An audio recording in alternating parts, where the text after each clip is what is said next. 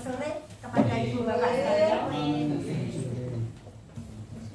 Kita sudah banyak memuliakan nama Tuhan, kita sudah mendengar kesaksian.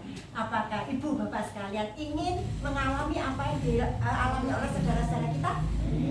Ya, kalau kita mau hal itu terjadi atas diri kita, biarlah sore hari ini kita mau mendengar firman Allah. Kita mau mendengar apa sih yang Tuhan mau kita perbuat untuk Dia.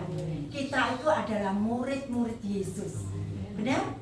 Amin. Apa sih syarat utama pertama jadi murid Yesus itu? Percaya. Taat akan firman. Ya, taat akan firman, percaya. Syaratnya adalah rendah hati. Ya, kalau kita rendah hati, dimanapun kita berada, kita bisa menjadi saksinya. Nah, kalau kita melihat Yesus, itulah satu-satunya contoh figur kerendahan hatinya dari surga yang mulia datang ke dalam dunia untuk menjadi manusia. Itu satu tingkatan yang luar biasa, pengabdian, pengorbanan yang luar biasa. Tapi dia taat kepada Bapaknya. Dan akhirnya sampai apa tujuannya dia lahir ke dalam dunia ini? Untuk mati di kayu salib. Salib.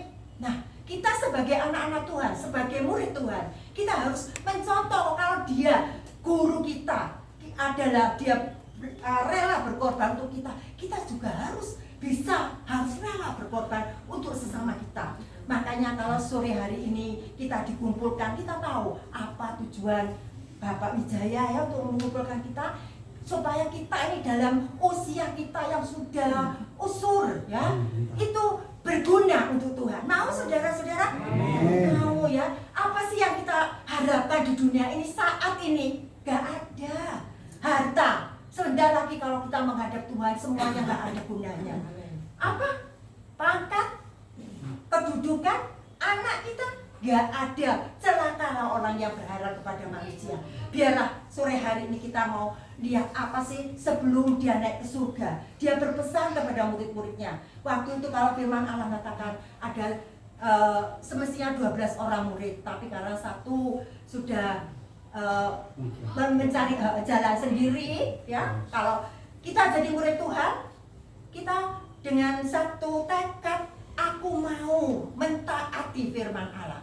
Tuhan tuh nggak memaksa kita ya. Kalau kita nggak mau ya sudah, terserah, itu pilihan kita ya. Jadi kalau kita nggak mau, Tuhan katakan siapa yang percaya akan Dia akan diselamatkan. Tapi yang nggak percaya, yang nggak mau suruh, ya wis terserah, ambil jalannya sendiri. Nah, biarlah apa sih yang Dia mau kita lakukan ya sebelum Dia naik ke surga. Setelah Dia bangkit, Dia menemui murid-muridnya selama 40 hari ya, selama 40 hari dia keliling, dia menemui murid-muridnya sebelum dia naik ke surga. Kita mau baca Amanat Agung Matius 28 ayat 19 dan 20.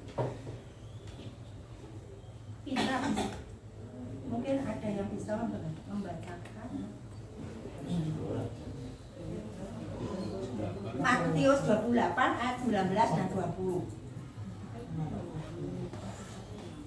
Matius 28 ayat 19 dan 20. ayat 19. Berdiri Pak. Ayat 19 berbunyi demikian. Karena itu, pergilah, jadikanlah semua bangsa muridku, dan baptislah mereka dalam nama Bapa dan Anak dan Roh Kudus. Ayat 20. Dan ajarlah mereka melakukan segala sesuatu yang telah kuperintahkan kepadamu. Dan ketahuilah, aku menyertai kamu senantiasa sampai kepada akhir zaman. Amin. Ya, kalau dikatakan di situ, pergilah, pergilah. Suatu perintah, lah, akhirat lah itu menunjukkan suatu perintah harus kamu lakukan. Kalau kamu dikatakan pergilah ke seluruh bumi, ke seluruh dunia, jadikan semua bangsa itu muridku. Kenapa kok Tuhan Yesus mengatakan begitu ya? Kalau kita baca di ayat atasnya, ayat 18, segala kuasa. Ayat 18 Pak. Ayat 18.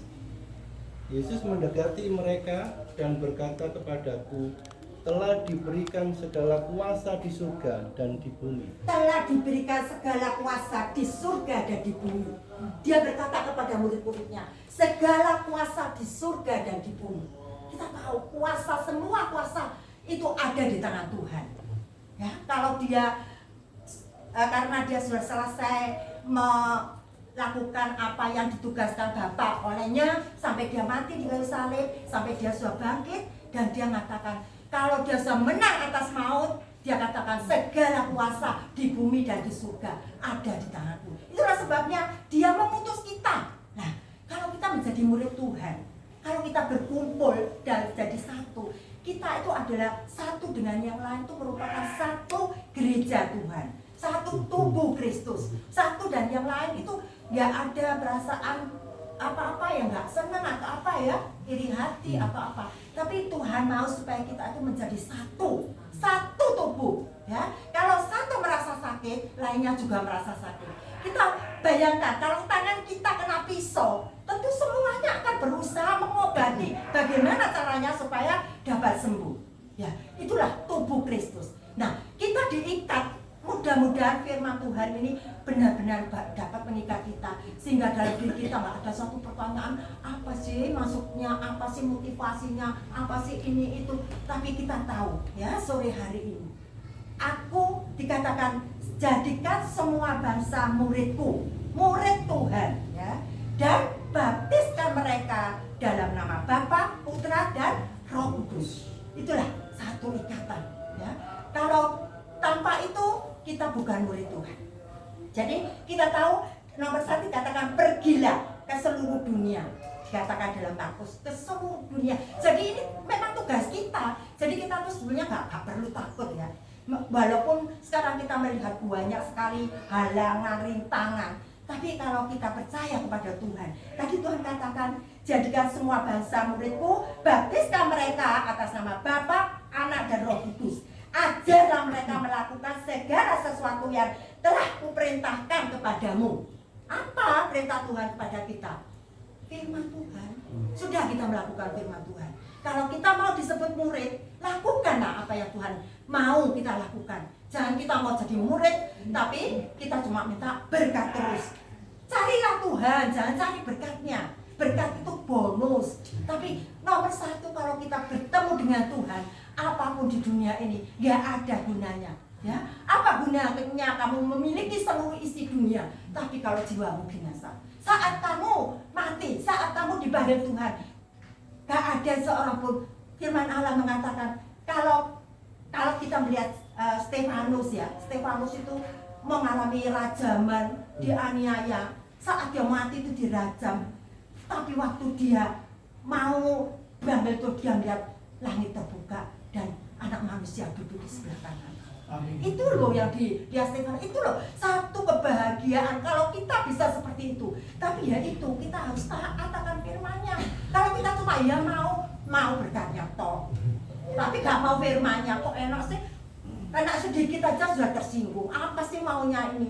Nah ini loh, kita manusia itu memang dari semula ya, memang manusia itu ya, kita tahu kita tuh manusia yang sudah jatuh dalam dosa. Waktu saat Allah menciptakan Adam dan Hawa itu nggak dosa, tapi karena dia lebih condong mendengar suara iblis daripada Allah, akhirnya jatuh dalam dosa. Akibatnya kita yang tanggung sampai saat ini. Nah itulah sebabnya kalau kita ya sungguh-sungguh mau Tuhan menyertai kita. Tadi janji Tuhan katakan apa? Aku akan menyertai kamu sampai akhir zaman. Itu janji Tuhan. Janji Tuhan tuh semuanya, janji manusia itu bisa lupa, bisa nggak ditepati, membuat kita sakit hati. Tapi janji Allah itu kekal. Dia akan menyertai kita sampai akhir zaman. Ya, jadi kita kalau dikumpulkan di sini, biar kita mau belajar. Tuhan ajarlah aku. Kalau dulu hati saya itu keras, sekarang aku mau Tuhan di bawah kakimu seperti Maria. Tuhan katakan Maria sudah memilih yang terbaik di bawah kaki Tuhan. Mendengar firman Allah. Biar orang bilang ini itu, kita nggak usah dengarkan. Kita dengarkan firman Allah. Apa sih janji Allah? Penyertaan Allah sampai akhirnya. Itulah janji Allah. Bukan kalau janji manusia tadi saya katakan janji apa ya kadang-kadang, oh ya lupa, nggak ditepati. Tapi janji Allah, janji yang harus kita pegang sampai kita menghadap Allah. Karena kita coba saya tentang seorang yang taat ya, murid Tuhan tadi saya katakan dia taat kepada gurunya. Nah ini mungkin Bapak Ibu sekalian tahu siapa yang disebut Bapak orang beriman? Abraham. Siapa sih Abraham itu?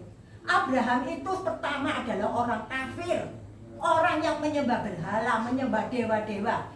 Tapi dia tuh gak kenal Tuhan. Waktu Tuhan panggil dia, keluarlah. Tadi perintahnya pergilah. Ini Tuhan perintah kepada Abraham, keluarlah. Loh, keluar kemana? Dari sanak saudaramu. Kalau kita baca itu di dalam Kejadian pasal 12. Kejadian pasal 12 ayat 1.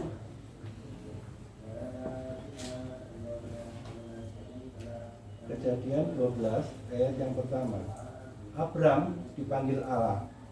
Berfirmanlah Tuhan kepada Abram, pergilah dari negerimu dan dari sanak saudaramu dan dari rumah bapamu.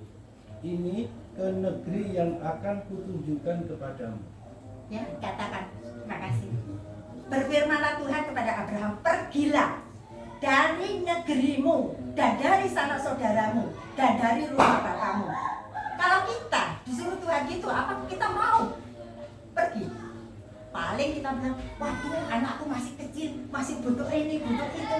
Nah, dikatakan Abraham, itulah sebabnya kenapa Abraham itu disebut Bapak orang beriman. Pergilah dari negerimu dan dari sanak saudaramu. Waduh, aku mau pergi mana kalau nggak ada sanak saudaranya? Siapa yang menyambut aku? Siapa yang menemani aku? Siapa yang menolong aku? Nah, tapi ini loh Abraham tuh percaya. Terus sebabnya kenapa dia disebut Bapak beriman. Nah, Ibu Bapak, malam hari ini, kalau seandainya itu perintah itu kepada kita, apa yang kita lakukan?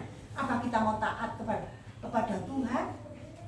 Nah, tapi kita melihat Abraham, dia pergi bersama dengan bapaknya, bersama dengan keponakannya yang namanya Lot, dan bersama dengan istrinya, waktu itu namanya masih Sarai. Dan dia pergi sampai ke satu tempat yang bernama Haran. Dia tinggal di situ sampai akhirnya bapaknya itu meninggal. Nah, setelah bapaknya meninggal, ketika dia berumur 75 tahun, panggilan Allah itu kembali kepada dia. Ya, pergi melanjutkan perjalanannya, bukan di Haran tepatnya. Ya, dia jalan terus. Dan kita melihat ini loh, figur dari Bapak Abraham. Dia pergi bersama dengan Lot. Itu kalau dia mau dikatakan firman Allah, dia kok diberkati Tuhan, jadi sangat kaya. Nah, kalau Lot ikut dia, kalau kita pikir secara manusia, yang berhak atas harta itu Lot atau Abraham? Abraham. Tapi waktu gembala-gembala Lot itu tengkar dengan gembala-gembala Abraham, rebutan makanan domba, rebutan rumput ya. Dan Abraham nggak ngusir Lot, kamu pergi yo. Abraham hatinya sedih. Ya, kenapa sih kok gembala-gembala mereka tuh tengkar terus? Nah, inilah seringkali terjadi dengan kita ya. Itu membuat hati Abraham sedih. Tapi dia sebagai orang yang taat kepada Allah, dia mengatakan kepada Lot apa? Sekarang daripada kita terus tengkar, lebih baik kita berpisah. Ya, sekarang kamu pilih, mana yang kamu pilih? Di sepanjang sungai Yordan atau di sebelah sana. Kalau kamu pilih yang sebelah sini, aku pilih yang sebelah situ.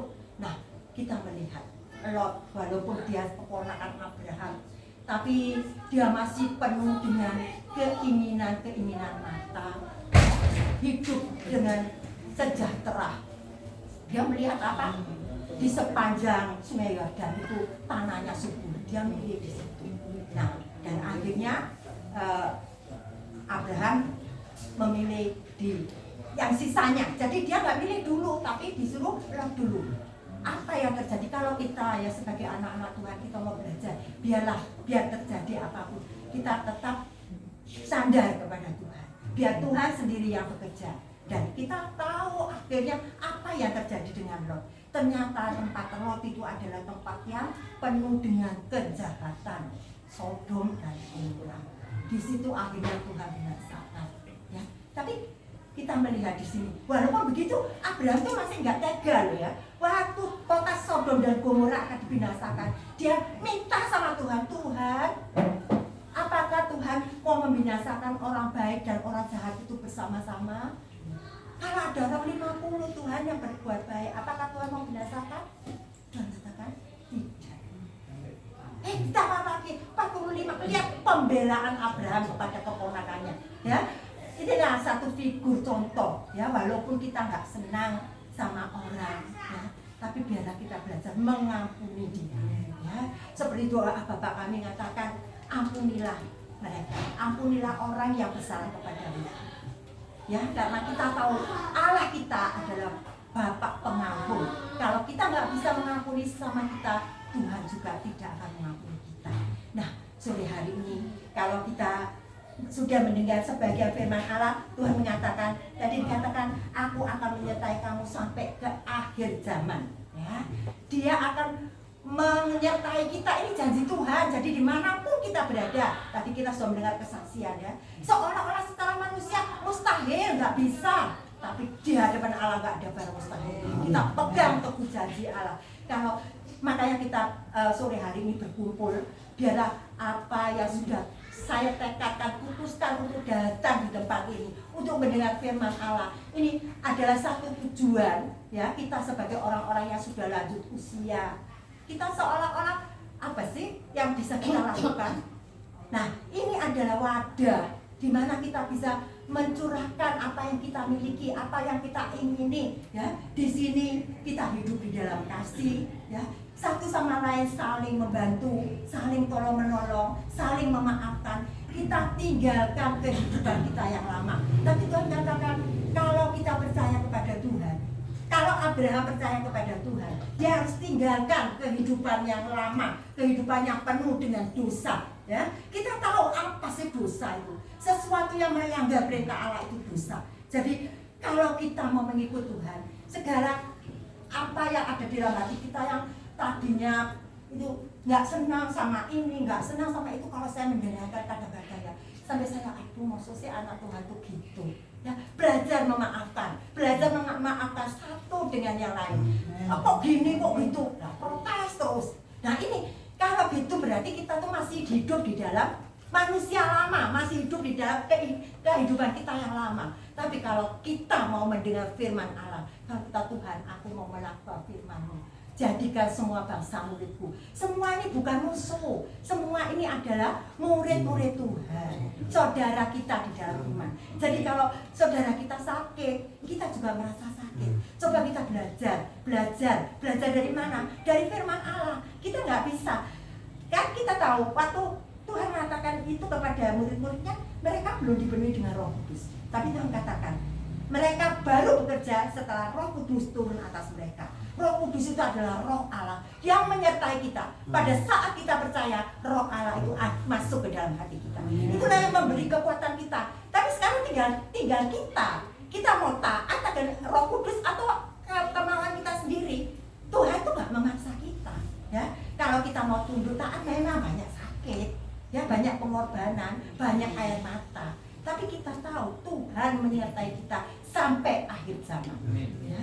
Itulah satu tekad, kalau kita punya satu tekad seperti itu, saya percaya keadaan kita makin hari benar-benar kita bisa menjadi saksi Tuhan di mana kita berada, dalam rumah tangga kita, ya, di dalam sikap kita terhadap keluarga yang dulunya jahat, yang dulunya suka bertengkar.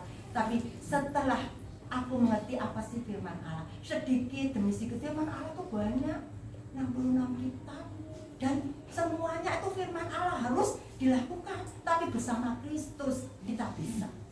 Dia menyertai kita, Roh Kudus dicurahkan, Roh Kudus ada di dalam hati kita, itu memberi kita kekuatan untuk dapat melaksanakan firman Allah sampai kita sama seperti Dia. Tuhan katakan, kuduslah kamu sebab aku kudus, sebab Allah itu kudus. Jadi kudus artinya di sini itu dewasa, nggak seperti anak-anak sedikit-sedikit merengek-rengek, sedikit-sedikit minta ini, sedikit-sedikit minta itu. Kalau kekurangan apa, ada aja. Itu anak. Tapi kalau kita sudah dewasa, kita menyikapi segala persoalan itu dengan sikap, aku adalah murid Tuhan. Aku tahu apa yang harus aku perbuat. Aku harus taat kepada Roh Kudus, walaupun sakit bagi kaki. Nah, kiranya Tuhan memberkati kita sekalian.